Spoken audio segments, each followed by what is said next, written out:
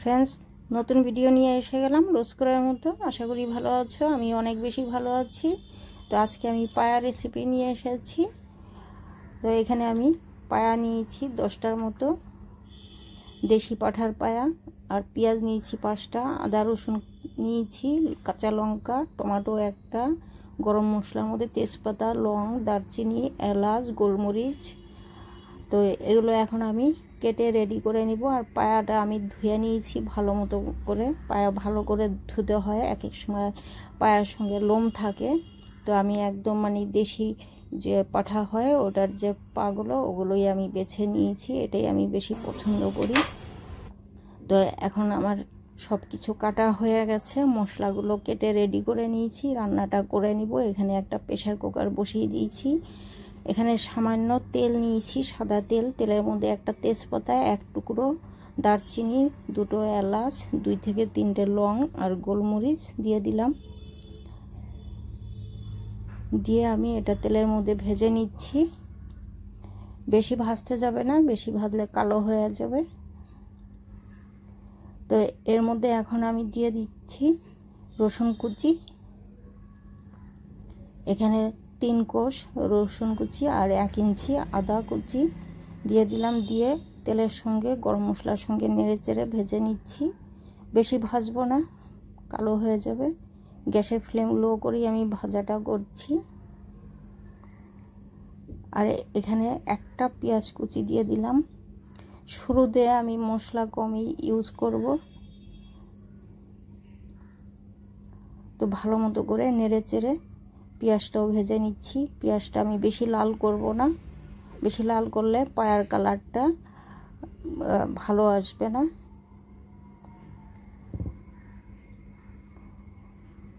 এখন আমি ধুয়ে রাখা পায়াগুলো দিয়ে দিচ্ছি। তো এই গরম মশলা আর পেঁয়াজ আদা রসুনের সঙ্গে ভালো মতো করে পায়াটা ভেজে নিতে হবে। এটাকে ভাজা তো বলে না, এটাকে ভুনা বলে। ভুনে নিচ্ছি। সামান্য নুন, কারণ পায়াতে নুন একটু বুঝেই দিতে হবে। আর নুনটা নিজের উপরে, যে যেমন নুন খাবে সেরকমটাই পরিমাণ করে দিতে হয়। লো ফ্লেমে এই পায়াটা আমি মশলার সঙ্গে কষে নিলাম। এখন এখানে হাফ টিস্পুনেরও কম জিরে আর হাফ টিস্পুন হলুদের পাউডার, হাফ টিস্পুন ধনে পাউডার দিয়ে দিলাম। লঙ্কা পাউডার এখন আমি দেব না। আর এখানে কেটে রাখা একটা টমেটো অ্যাড করে দিলাম। দিয়ে ভালো মতো করে পায়ার সঙ্গে কষে নেব।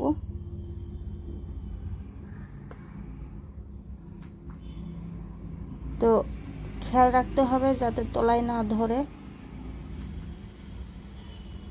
পায়াটা একটু ভালো মতো করে কষে নিতে হবে। তো আমার পায়া কষানো হয়ে গেছে। এখানে এটা 1 লিটারের হাঁড়ি আছে। আমি এই হাঁড়ির দেড় হাঁড়ি জল দেব। 1 হাঁড়ি আমি ঢেলে দিয়েছি, আরও অর্ধেকটা দেব।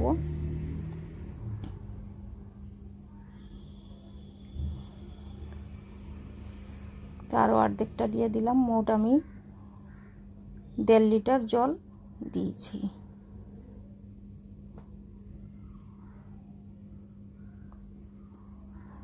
তো মশলার সঙ্গে ভালো মতো করে যেন মিশে যায় এমনভাবে নেড়ে চেড়ে ঢাকনাটা লাগাতে হবে। এটার টাইম লাগবে 30 মিনিটের মতো, তো লেগেই যাবে। তো 30 মিনিট পর আমি ফিরে এসেছি।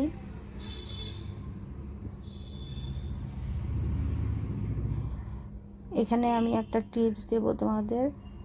এই পায়া যেদিন রান্না করবে তার পরের দিন খাওয়ার চেষ্টা করবে, তাহলে এটার টেস্ট অনেক বেশি পাবে। তো আমি একবার একটা দেখিয়ে দিচ্ছি চেক করে কেমনভাবে গলেছে। খুব ভালো গলেছে। এমনভাবে গলাবে না যাতে হাড়গুলো বেরিয়ে আসে আর পায়ার সঙ্গে যে চর্বি মাংসটা থাকে সেটা আলাদা হয়ে যায়। এমনভাবে গলাবে না যাতে মাংস আর হাড় একসঙ্গে থাকে, ভেতরের জিনিসটা ঝোলের সঙ্গে মিশে যায়, এমনভাবেই রান্নাটা করতে হবে। আর এখানে আমি 2টো পেঁয়াজ কুচিয়ে নিয়েছি, এটা আমি বেরেস্তা বানাবো পায়ার জন্য।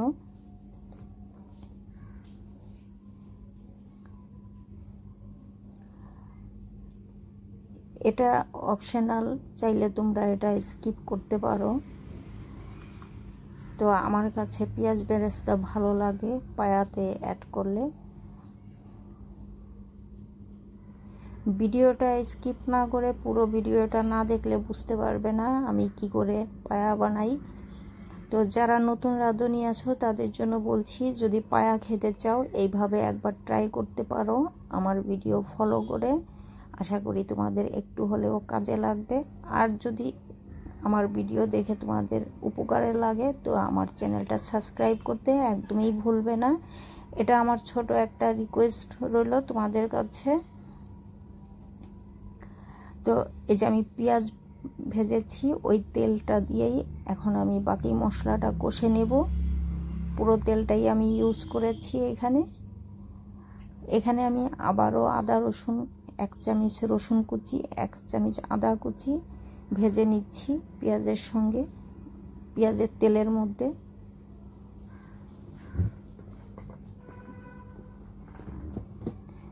এটা কাঁচা লঙ্কা কুচি,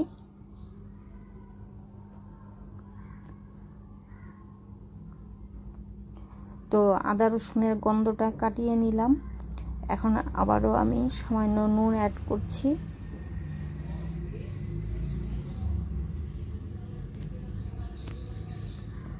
এখানে 1.5 চামচ ধনে পাউডার, 1 চামচ লঙ্কা পাউডার, 1 চামচ হলুদের পাউডার আর 1 চামচের কম জিরে পাউডার এই মশলার সঙ্গে আমি ভেজে নিচ্ছি।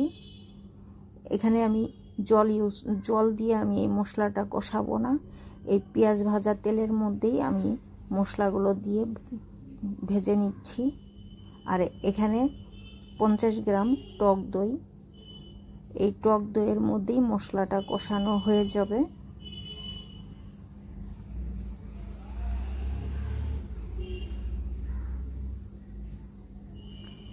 তো এই যে পেঁয়াজ বেরেস্তা করেছিলাম, এখান থেকে আমি অর্ধেকটা পেঁয়াজ এখন ইউজ করব আর অর্ধেকটা সাইডে রেখে দিব, ওটা আমি পরে ইউজ করব।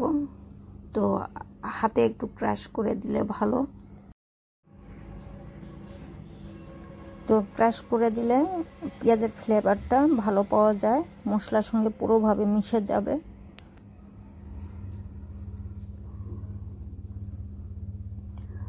তো মশলা ভালো মতো করে আমার কষানো হয়ে গেছে।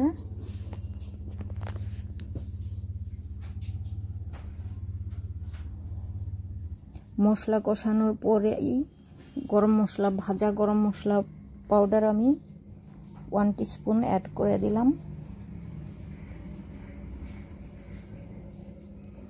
আর গরম মশলা দেওয়ার পরেই পায়াটা আমি দিয়ে দিলাম। তো এখন আর জল ইউজ করা যাবে না, জল আমি একবারই ইউজ করেছিলাম পায়াটা যখন প্রেসার কুকারে দিয়েছিলাম।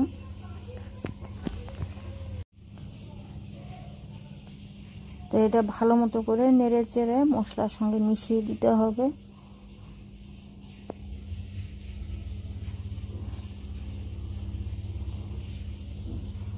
তো এই ঝোলটা এখন আর বেশি শুকাবো না, এটা বেশি শুকালে ঠান্ডা হওয়ার পরে আর ঘন হবে না, এরকমই থাকবে। যেমন অন্যান্য রেসিপির ঝোলগুলো একটু বেশি রাখতে হয়, নইলে এটা ঠান্ডা হওয়ার পর ঘন হয়ে যায়, কিন্তু পায়ারটা পুরোই আলাদা, এটা শুকাবে না কারণ এর মধ্যে তেল অনেক বেশি থাকে। এখানে আমি 1/2 টিস্পুনের মতো কচুরি মেথিটা আমি একটু গরম করে হাতে ক্রাশ করে আমি অ্যাড করলাম। আর এখানে 1 টেবিল স্পুন ফ্রেশ ধনেপাতা কুচি দিয়ে দিলাম। এই মশলাগুলো লাস্টের দিকেই দিতে হয়, তো এটার ফ্লেভারটা পাওয়া যাবে ভালো। তো আমি একবার এই গ্রেভিটা একবার দেখিয়ে দিচ্ছি তোমাদের, গ্রেভিটা কতটা পাতলা থাকা উচিত। এই যে তোমরা দেখেই বুঝতে পারছো এমনটাই থাকবে। আর এটা তোমরা পরোটা, পুরি, কুলচা দিয়েও এটা খুব ভালো যাবে।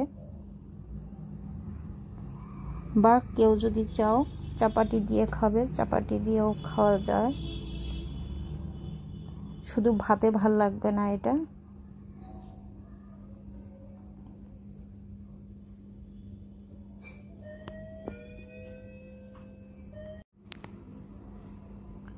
তো যেটা বলছিলাম, এটা ভাতে ভালো লাগবে না ভাত দিয়ে, তাছাড়া সব কিছুর সঙ্গেই খেতে পারবে। আর যদি কেউ যদি চাও যে এমনি খাবে, সেটাও খাওয়া যাবে। এটা এমনই মজাদার একটা পায়া রেসিপি, যে কারো ভালো লাগবে।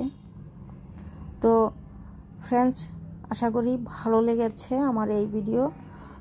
লাইক অ্যান্ড কমেন্টস করবে, কমেন্টস করে জানাবে কেমন লেগেছে।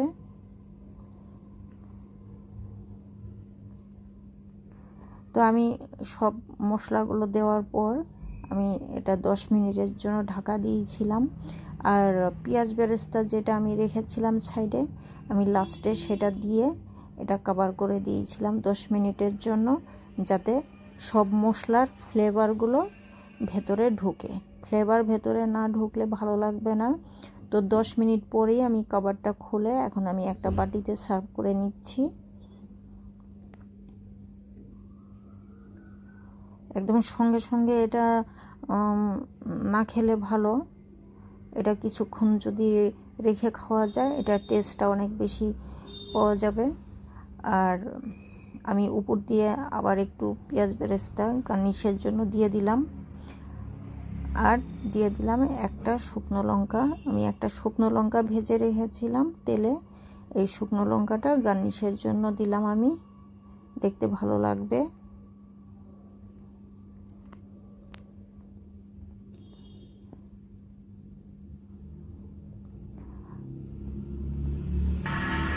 তো আশা করি আমার এই ভিডিও তোমাদের একটু হলেও ভালো লাগবে।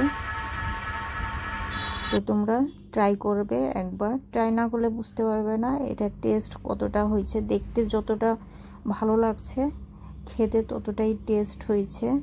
একবার হলেও তোমরা এইভাবে পায়া রেসিপি ট্রাই করে নাও। যারা মটন লাভার আছো তাদের পায়া তো মানে অনেকে খাও না, পছন্দ করো না জানি। তো এইভাবে যদি একবার ট্রাই করো তো বারবার খেতে ইচ্ছা করবে।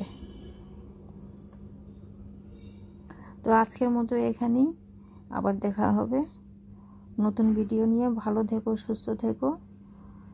আমার চ্যানেল সাবস্ক্রাইব করতে একদমই ভুলবে না। তোমরা ভিডিও দেখো কিন্তু সাবস্ক্রাইব করো না। সাবস্ক্রাইব না করলে নিত্য নতুন ভিডিও আমি ছাড়ি, এটা তো তোমাদের কাছে পৌঁছাবে না। সাবস্ক্রাইব করে রাখবে, আমি রেগুলার ভিডিও ছাড়ি যদি আমার ভিডিও তোমরা দেখতে চাও। তো চলো।